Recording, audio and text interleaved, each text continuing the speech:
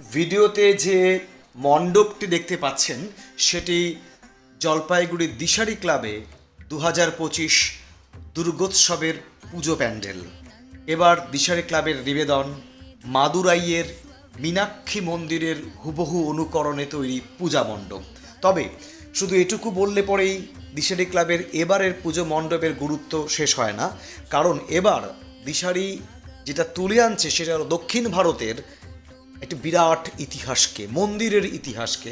সেই মন্দির মাদুরাইয়ের মীনাক্ষী মন্দির।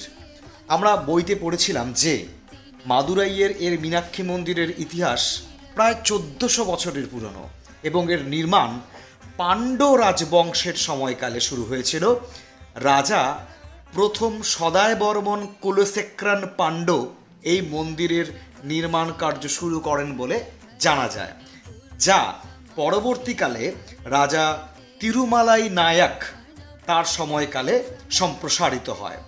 এই বিশাল মন্দিরটি দেবী মীনাক্ষী এবং ভগবান সুন্দরেশ্বরকে উৎসর্গিত করা হয়েছে এবং এটি দক্ষিণ ভারতের অন্যতম সুন্দর স্থাপত্য বিস্ময় বলে পরিচিত, যা সম্পূর্ণ দ্রাবিড়ীয় সংস্কৃতিকে তুলে ধরে।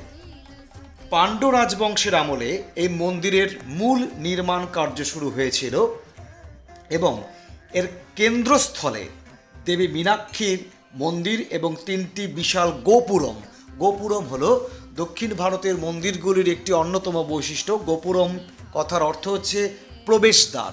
বিরাট মাপের প্রবেশদ্বার রয়েছে মূল মন্দিরে। পরবর্তীকালে 1623 থেকে 1655 এই সময়কালের মধ্যে রাজা তিরুমালাই নায়ক তার আমলে এই মন্দিরের উল্লেখযোগ্য সম্প্রসারণ এবং নির্মাণ কার্য হয়। এই মীনাক্ষী মন্দিরের স্থাপত্য বৈশিষ্ট্য কিন্তু একেবারে অন্যরকম। এখানে গোপুরম রয়েছে, অর্থাৎ মন্দিরের দক্ষিণ প্রবেশদ্বারটি প্রায় 50 মিটার উঁচু। মাদুরাইতে অবস্থিত মীনাক্ষী মন্দিরে প্রায় 30,000-এরও বেশি মূর্তি রয়েছে। এখানে যমজ মন্দির রয়েছে, সে যমজ মন্দিরে দেবী মীনাক্ষী এবং ভগবান সুন্দরেশ্বরের অবস্থান রয়েছে। শিব তীর্থ হিসাবে এই মন্দিরটির মাহাত্ম্য অধিক। স্থানীয় বিভিন্ন আখ্যানে অবশ্য এই মন্দিরটির সাথে না এই বিষ্ণুর নামটাও যুক্ত করা রয়েছে বলে জানা গিয়েছে।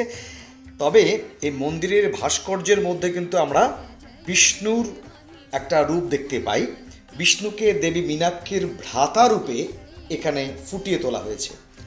এছাড়াও মীনাক্ষী মন্দিরে লক্ষ্মী, বংশীবাদক কৃষ্ণ, রুক্মিণী, ব্রহ্মা, সরস্বতী এবং বেদ পুরাণে বর্ণিত অনেক দেবদেবীর মূর্তি ও তাদের ভাস্কর্য রয়েছে।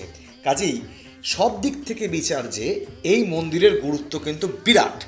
তবে এখানে আরেকটি ঘটনা এখানে উল্লেখ্য। ইতিহাস বলছে 14শ শতাব্দীর শুরুর দিকে দিল্লির মুসলিম শাসক এবং সেনাধ্যক্ষ মালিক কাফুর তার সৈন্যদল নিয়ে এই মন্দিরটি ভয়ঙ্করভাবে আক্রমণ করেন এবং এই মন্দির থেকে মহামূল্যবান জিনিসপত্র লুট করেন। তারপরে এই মন্দিরটির গৌরব এবং মন্দিরটির সৌন্দর্য অনেকটাই নষ্ট হয়ে যায়।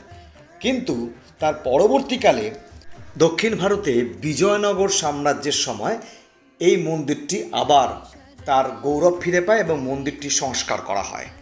এই মন্দিরটি দেবী মীনাক্ষীকে উৎসর্গিত করা হয়েছে।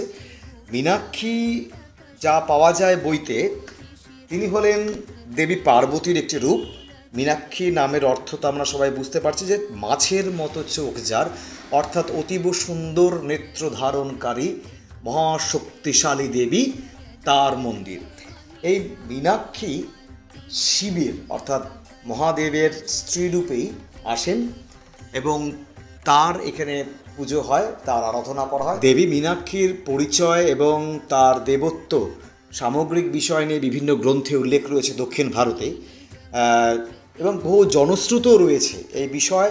অর্থাৎ এই দেবী মীনাক্ষী এবং এই যে টেম্পল অর্থাৎ মীনাক্ষী মন্দির কেন তৈরি হয়েছিল, কিভাবে তৈরি হয়েছিল, তার পেছনে কিংবদন্তি কাহিনী কী, জনশ্রুত কাহিনী কী বা লিখিত কাহিনী কী, এগুলো কন্ট্রাডিক্টরি বিষয়। সেই বিষয়গুলোকে নিয়েও আসবো সোশ্যাল মিডিয়ায়। তবে এত বড় একটা ইতিহাস, দক্ষিণ ভারতের ইতিহাসকে তুলে ধরছে জলপাইগুড়ি দিশারি ক্লাব একটি টেম্পল অর্থাৎ মীনাক্ষী মন্দিরের পুজো প্যান্ডেলের।